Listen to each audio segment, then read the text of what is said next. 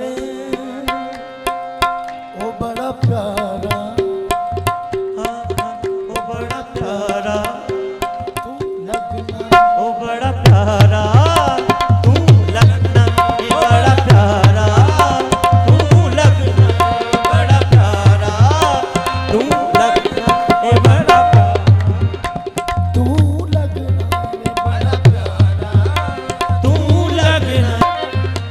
ओ बैजा मेरे को, बैजा मेरे को, खड़ी की खड़ी है, बैजा मेरे को, बैजा मेरे को, ओ पी जाता ही तेरा, बैजा मेरे को, बैजा मेरे को, बैजा मेरे को, जो और मंगा दे मैं चुपी बस बैजा मेरे को, बैजा मेरे को, बैजा मेरे को, बैजा मेरे को, बैजा मेरे को, फ़क्र के हैं मोजज़ात ताजो सरीरो सिपाह, फ़क्र है मीरों का मीर, फ़क्र है शाहों का शाह, अशहदु अल्ला इलाहा अशहदु अल्ला इलाहा। अस्सलामु अलैकुम नाज़रीन, आज हम आपकी मुलाकात पाकिस्तान की नामवर शख्सियत बाबा मोहम्मद याहिया ख़ान से करवाते हैं। बाबा जी का फ़िक्री और रूहानी ताल्लुक़ अल्लामा इकबाल, कुदरतुल्लाह शहाब, मुमताज़ मुफ्ती, इशफाक अहमद और बानो कुदसिया से जुड़ा है। बाबा जी एक साहिब तर्ज अदीब, दानिश्वर और एक साहिब तसर्रुफ़ दुर्वेश हैं। दुनिया आपके कदमों के नीचे है। हरकत और बरकत का ये आलम है कि हमा वक्त सफ़र में रहते हैं। कहते हैं कि दुर्वेशी सकूत नहीं हरकत में होती है।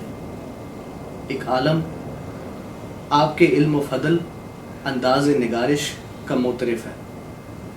पिया रंग काला, काजल कोठा, शब दीदा, ले बाबा बाबील, बाबा ब्लैक शीप और बहलोल दाने आपकी काबिल कदर तसानीफ़ हैं और जिनके कारी दुनिया भर में मौजूद हैं। नाज़रीन, हमारी खुशकिस्मती कि बाबा जी ऑस्ट्रेलिया तशरीफ़ लाए और हमारी दरख्वास्त पर हमें आपसे बात करने का मौका फराहम फरमाया। आइए बाबा जी। बिस्मिल्लाहिर्रहमानिर्रहीम।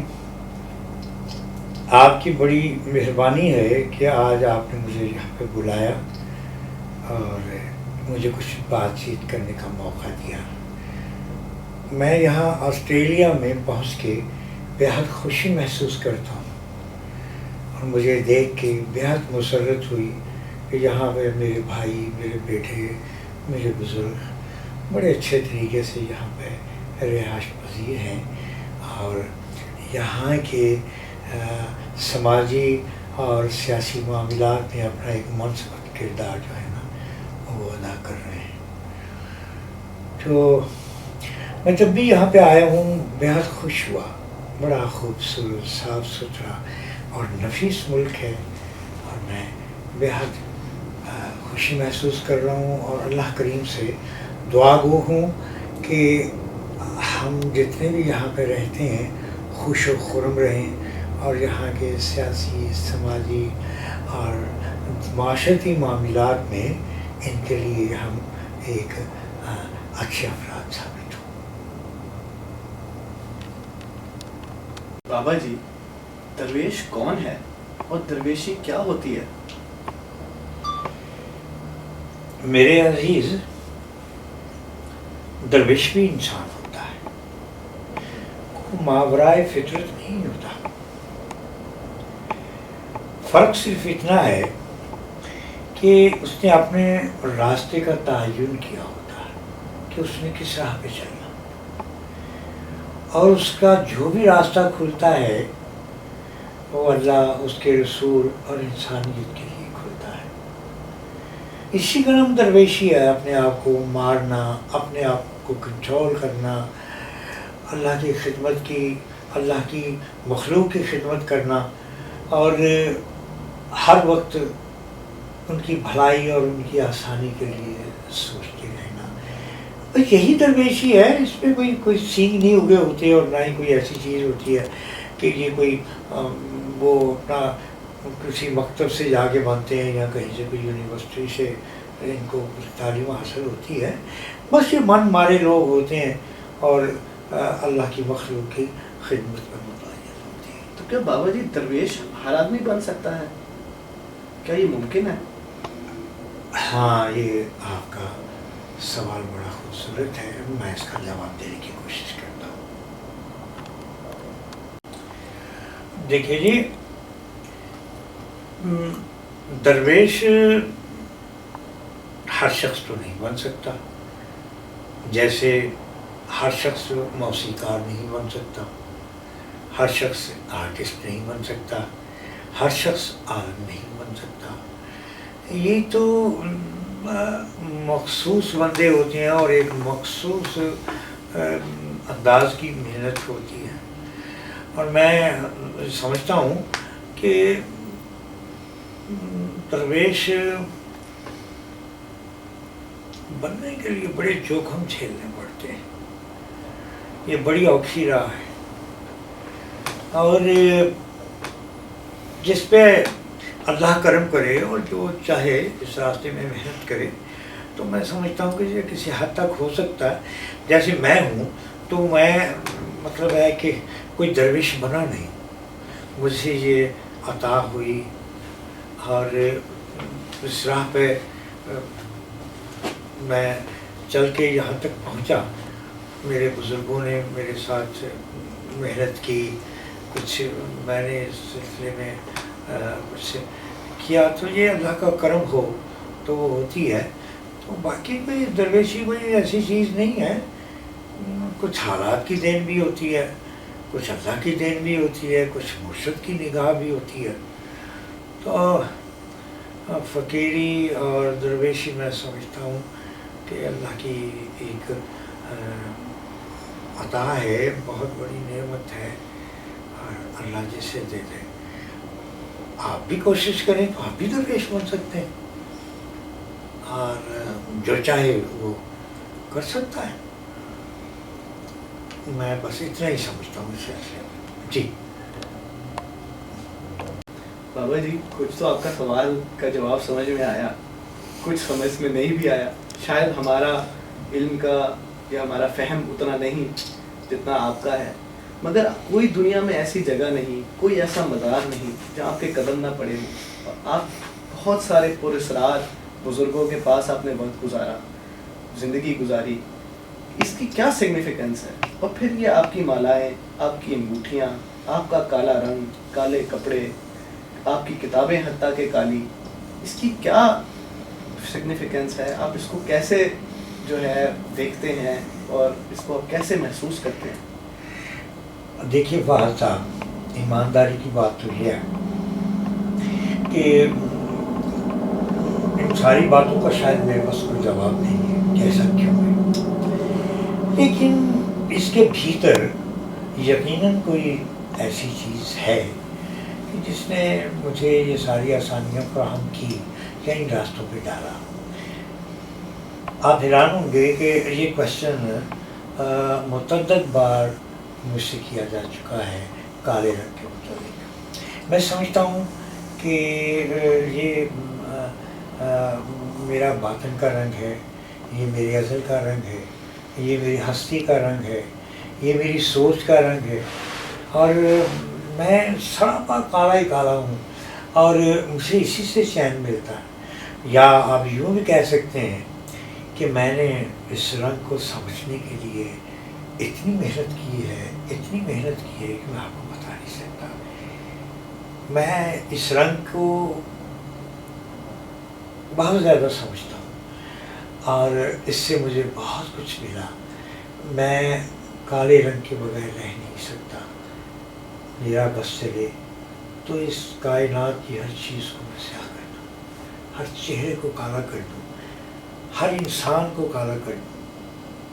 आप देखेंगे जैसे इंडिया में जयपुर है तो जयपुर को पिंक सिटी भी कहते हैं और वहाँ का जो महाराजा है اس کا پسندیدہ رنگ جو ہے وہ پنک رنگ ہے، اور اس کی خواہش ہے کہ اس کی رعایا جو ہے وہ بھی اس رنگ کو پسند کرے، تو وہ اپنی رعایا سے بڑی محبت کرتا ہے۔ تو میں نے یہ بھی کہا کہ بھائی جو پنک رنگ کر لے گا اپنے مکان کے اوپر یا اپنے گھر کے اوپر یا دکان کے اوپر، اس کو یہ رعایت ملے گی اور یہ آسانی ملے گی، تو لوگ بڑے خوش ہوتے ہیں۔ تو میں یہ سمجھتا ہوں کہ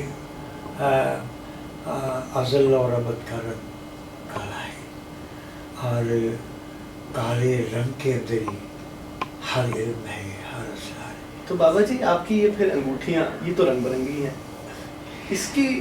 ان کی کیا اسرار ہیں، ان کی کیا حقیقتیں ہیں؟ اور آپ کی کتابوں میں کچھ ایسے واقعات ہیں لوحوں سے متعلق، سفر سے متعلق، جو رنگ کئی رنگوں میں رنگے ہوئے ہیں، تو پھر یہ کالا رنگ اس میں کیسے ایڈجسٹ ہوتا ہے؟ وہ یہ ہے جی کہ جہاں تک تو میری انگوٹھیوں کا اور میرے حجرات کا تعلق ہے، اب چونکہ اللہ سبحانہ تعالیٰ نے حجرات کو مختلف رنگوں، مختلف اثرات سے اور مختلف معجزات سے، مختلف کرامتوں سے نوازا، اس کے اثرات بڑے عجیب و غریب ہیں۔ تو یہ نہیں ہے کہ میں کسی دوسرے رنگ کو پسند نہیں کرتا، میں کر لیتا ہوں پسند دوسرے رنگ کو بھی، جیسے میرے بچے ہیں یا میری بیگم ہے یا میرے پوتے پوتیاں ہیں یا میرے دوست ہیں، تو بڑے چٹے سفید ہیں، آپ بھی سفید رنگ ہے آپ کا، اور آپ بڑے اچھے لگتے ہیں سفید رنگ میں، جبکہ آپ کے بال، آپ کے کپڑے، جوتے، ساکس آپ کی بلیک ہیں۔ لیکن آپ میں مجھ میں یہ فرق ہے کہ میں ان چیزوں کے علاوہ بھی میں میری کوشش یہ ہوتی ہے کہ ہر چیز کاری ہو۔ تو مجھے جو کچھ ملا اس کالے رنگ سے ہی ملا، اور میں سمجھتا ہوں کہ جو کالے رنگ والے ہوتے ہیں وہ بڑے کرما والے ہوتے ہیں۔ یوں کہنے ایک میدان ہے تو اس میں لاکھوں لوگ جمے، تو اس میں کسی کی کوئی خاص شناخت نہیں ہوتی، ایک یہ کالے رنگ کا آدمی تو وہ تو آسمان سے بھی نظر آتا ہے کہ بھئی ان میں ایک ہی کالا ہے۔ تو کالا جو ہے وہ بڑا مخصوص قسم کا سلسلہ ہوتا ہے، اور میں سمجھتا ہوں کہ کالا رنگ بڑا اچھا ہے۔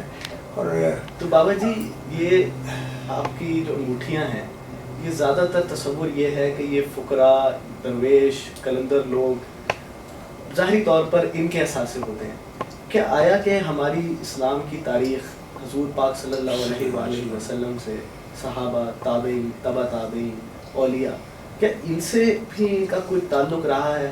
کیا وہ لوگ ان انگوٹھیاں اور ان مالاؤں اور ان مختلف پتھروں کے بارے میں کچھ انہوں نے فرمایا؟ بڑی اچھی آپ کی بات ہے۔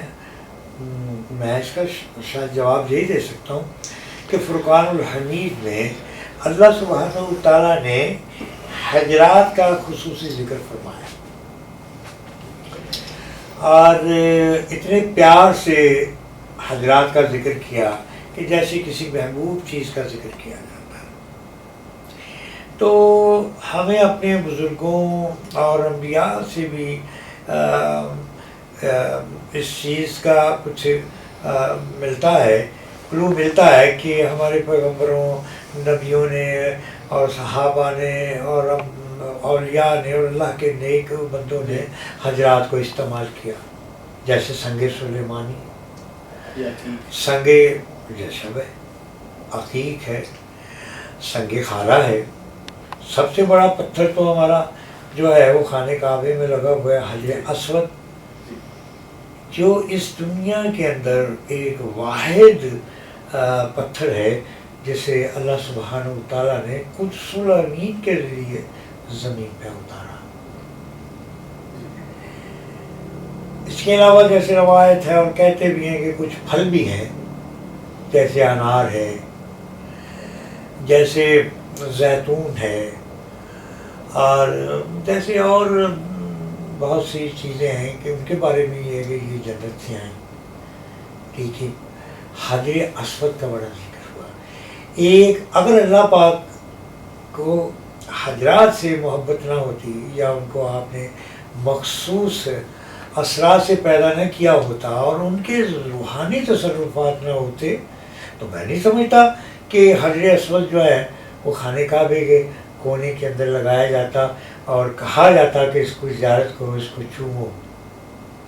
جی یہ جنت کا پتھر ہے، اور حجر اسود جو ہے وہ یاقوت ہے جنت کا۔ یاقوت سرخ ہوتا ہے خون کبوتر کی طرح، لیکن وہ پتھر سرخ نہیں رہا، وہ سیاہ پرانے شہد کی طرح وہ اس وقت موجود ہے۔ تو کہتے ہیں کہ امتداد زمانہ نے اور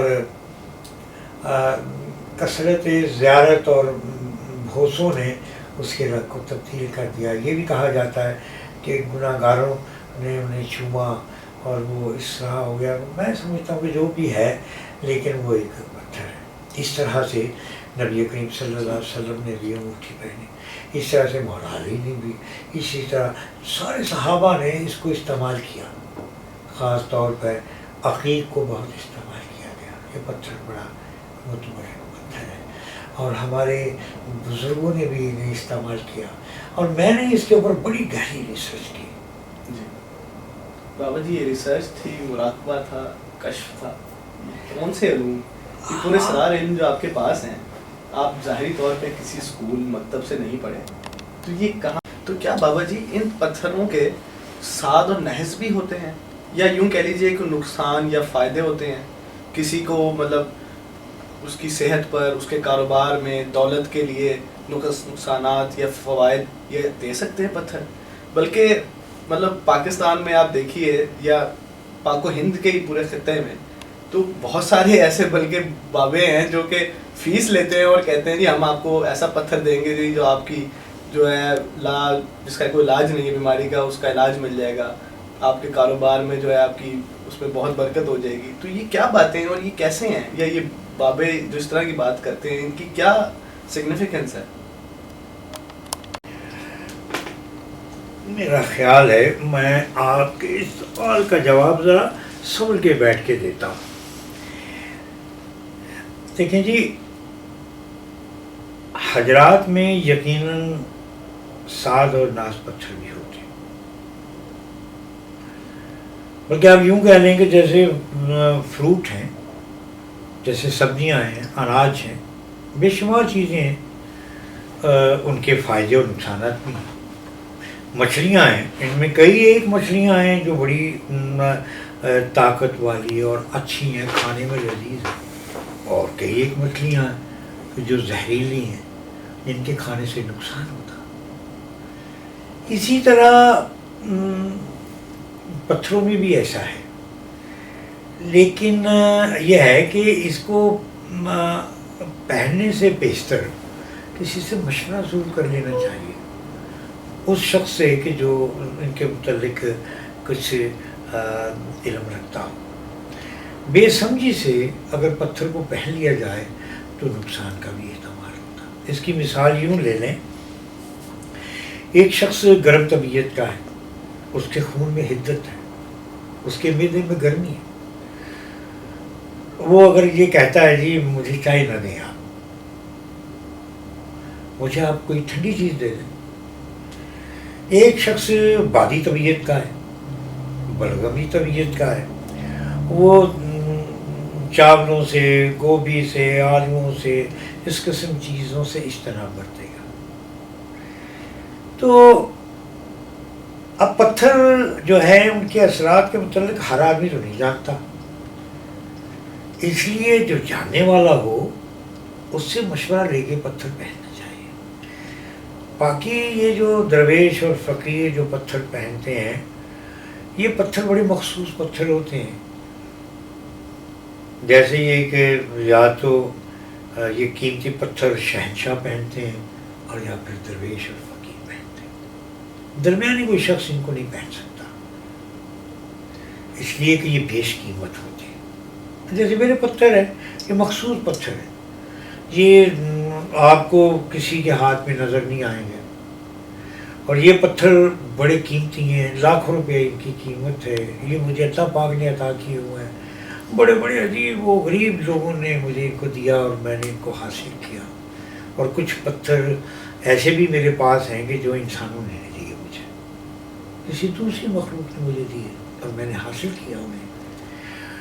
तो मैंने पत्थरों के ऊपर अपनी ज़िंदगी का एक बड़ा खासा हिस्सा जो है ना वो बसर किया और इनको समझने की कोशिश की। तब जाके मुझे इनके बारे में कुछ इल्म हुआ कि पत्थर बोलते भी हैं, पत्थर दोस्त भी होते हैं, पत्थर ज़िंदा भी होते हैं, पत्थर मुर्दा भी होते हैं, पत्थर नर भी होते हैं, पत्थर अपना वो औरत भी होते हैं। तो पत्थर जो है मुअन्नस भी होते हैं पत्थर। तो पत्थर जो हैं ये जिनके दोस्त हो जाएं जिन्नात की तरह, तो पत्थर उनको बड़ा फ़ायदा भी पहुंचाते हैं और उनको रूहानियत में बड़ा फ़ायदा मिलता है। तो दरवेश शोहरत का तो तलबगार नहीं होता, लेकिन वो ये ज़रूर चाहता है कि उसे रूहानियत में मज़ा मिले और रूहानियत जो है ना उसके पास आए और वो भी अल्लाह के करीब पहुँचे। तो ये पत्थर इस सिलसिले में मुबत साबित हो।